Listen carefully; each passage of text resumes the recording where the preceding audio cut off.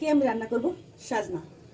এই যে সাজনা কেটে নিয়েছি এই সাইজের করে, আর তার সাথে দেবো আলু, আর দিব মিষ্টি কুমড়া, টমেটো, আর বাটায় দিব একটা পেঁয়াজ, এতটুকু আদা, ধনিয়া, জিরা, এতটুকু রসুন আর কাঁচা ঝাল, এগুলো আমি একসাথে বেটে নেব। এবার দেবো তেল। তেলটা গরম হয়ে উঠলেই দিয়ে দেবো জিরে। জিরে ভাজা হয়ে গেলে আমি তুলে নেব।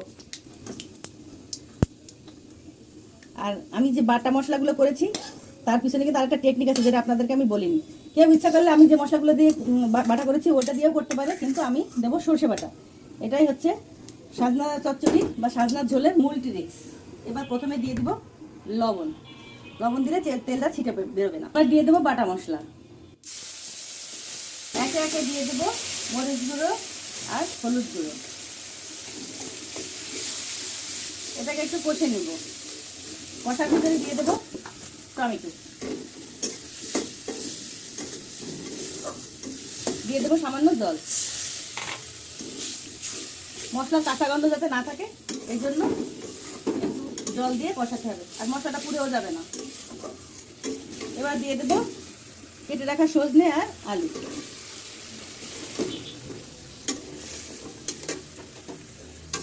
ওইটা কষা হোক, আমি ঢেকে দিব।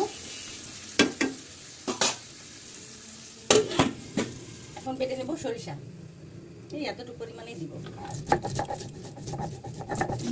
কেমন হলো?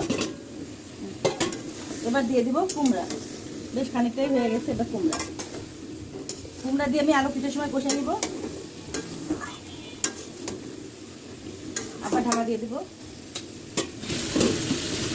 এবার আমি সর্ষে বাটাটা দিয়ে দেবো গরম জল দিয়ে ঘিরে। সর্ষে দিয়ে বন্ধুরা কষাবেন না, তাহলে তিতা হয়ে যাবে। জল দিয়ে দিলাম।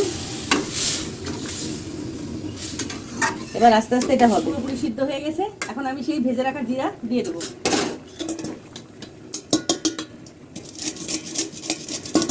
এর সাথে দিব কয়েকটা আলু ভাঙা।